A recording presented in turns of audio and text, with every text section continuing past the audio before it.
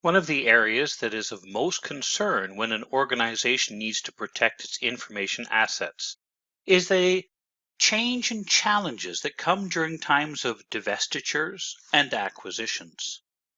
This very much increases the risk. Organizational change always increases risk to our data and to the employees. The employees could stress over job loss. It could mean that projects we've been working on will cease and be incomplete. And we could end up, as we see in many cases after there's been an acquisition or a merger, a high level of staff turnover.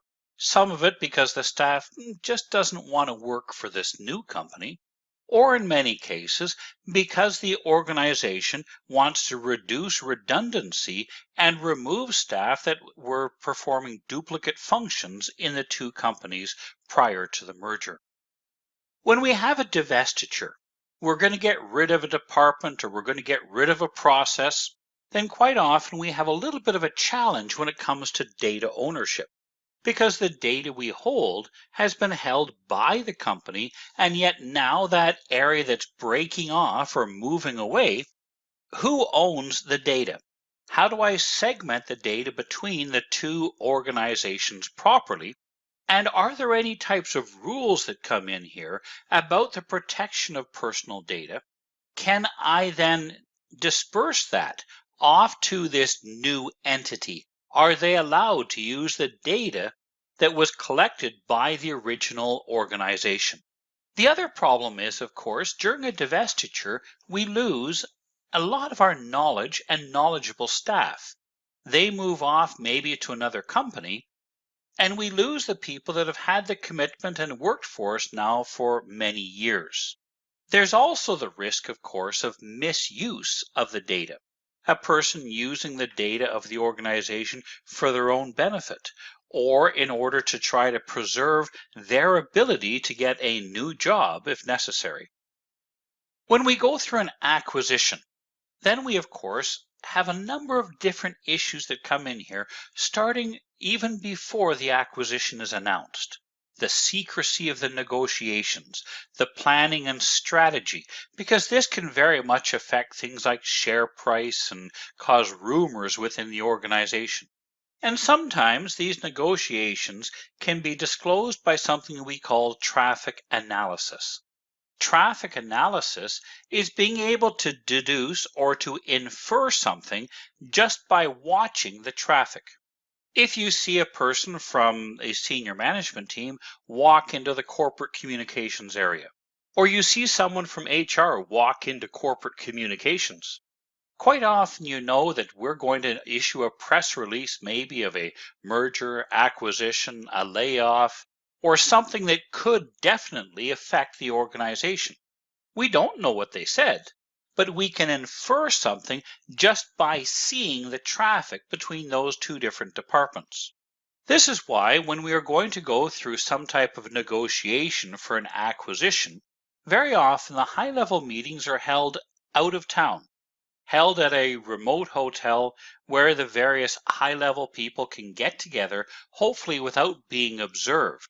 So they're able to conclude some of those negotiations without disclosing information to anybody else. This is where we have to be especially careful, though, with email. Email, obviously, we want to encrypt our email, but when we encrypt email, we only encrypt the body of the email.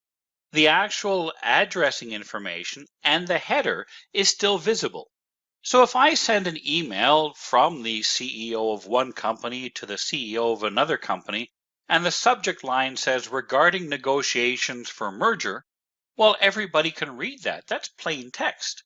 And that, of course, can disclose something that was encrypted in the body of the email, but is still visible that everybody that has network access could see.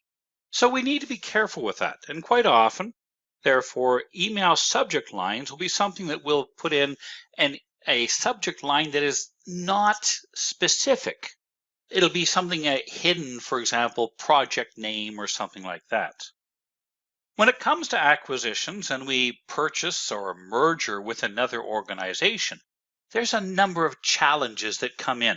For example, Between those two organizations could be very different cultures. One could be a small little family run company that has now been bought out by a major organization. Completely different procedures and ways of doing things, a whole different family of relationship between them. We, of course, have the problem of two completely different IT infrastructures and different technologies, different equipment, but of course, also different ways and procedures of handling our various technology items. Maybe we used one type of a system for everything from material management to, of course, HR and sales. The other organization uses completely different applications. Now we have the challenge of merging data or moving one organization off onto another platform. There's also the problem of completely different policies, different procedures, and how we do things. The small company might have been quite flexible when it came to time off or people working with flexible working hours. This new organization has strict rules and controls over those things. That very much not only is a change in policy, but very much will reflect a change in culture. So what does this lead to? This leads to the problem of the theft of intellectual property, especially where there's the risk of job loss. A person who's leaving the organization might take their customer list with them, so they can reach out to those customers now when they're working for another company. It could be that we've been doing research, and the people that leave us as engineers take that research data with them as well.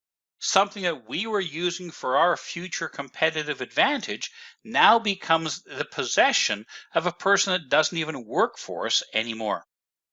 Some of the key points to review. Obviously, divestitures and acquisitions are a time of stress for our staff. There's therefore a greater risk of data loss.